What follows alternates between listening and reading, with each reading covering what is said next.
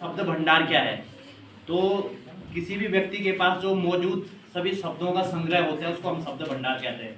यानी इसको simple way में कह सकते हैं collection of words in a particular language. मतलब किसी पर्टिकुलर लैंग्वेज भाषा में जो भी वर्ड्स का कलेक्शन होगा उसको हम क्या कहेंगे? शब्द भंडार कहेंगे। दूसरा प्रश्न था कि शब्द भंडार क्यों जरूरी है? तो बहुत सारे रीजन है कि क्यों जरूरी होता है। पहला है सही अभिव्यक्ति के लिए। अगर हमारे पास बहुत सारे शब्द होंगे तो हम अपनी बातों को सही से अभिव्यक्त कर पाएंगे। दूसरा है पढ़ने समझने की क्षमता बढ़ती है।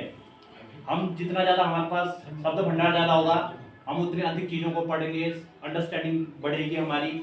और इसके अलावा इसका तीसरा फायदा होगा कि लिखने में सुधार होगा। आपने देखा वो जो जैसा बोलते हैं कि जो एक बहुत बड़ा लेखक होता है वो तभी अच्छा लेखक बनेगा जब उसके पास शब्द संग्रह अधिक होंगे। फोर्थ है संचार कौशल मजबूत होगा।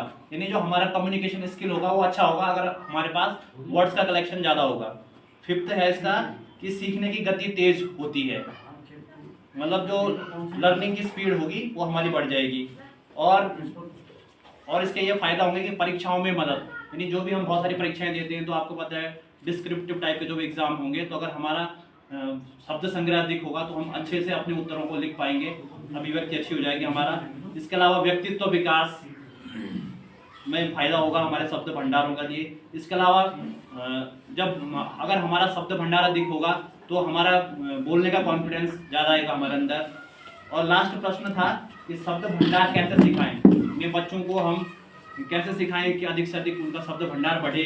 तो पहला इसका वो है कि चित्रों के माध्यम से। जैसा आपने देखा होगा हम प्राइमरी स्कूल्स में फ्लैश कार्ड्स होते हैं हमारे पास, तो उनको दिखा के ग्रुप वाइज हम उनको देते हैं तो उससे बच्चे सीखते हैं कि हाँ अगर वेजिटेबल्स के फ्लैश कार्ड दे दिए तो देखते हैं कि ये किस चीज़ की फोटो। इस तरह से हम बोलते हैं कि इनको देखो और लिखो आप, तो वो लिखते हैं। और कहानी और कविताओं में नए शब्द, वैसे भी जो हमारी बुक होती है टेक्स्ट बुक होती है उनमें रहता है कि जो भी हम कहानी या चैप्टर पढ़ाते हैं उसके बाद में नए वर्ड्स दिए रहते हैं 5-7, तो उनको हम बच्चों को दिखा सकते हैं। इसके अलावा एक इनिशिएटिव हो सकता है शब्द दीवार, वर्ड वॉल बना के। जैसे कहीं पे एक कोना बना के वहाँ पे नए नए शब्द बच्चों को बोल सकते हैं, खेल खेल में शब्द सिखा सकते हैं।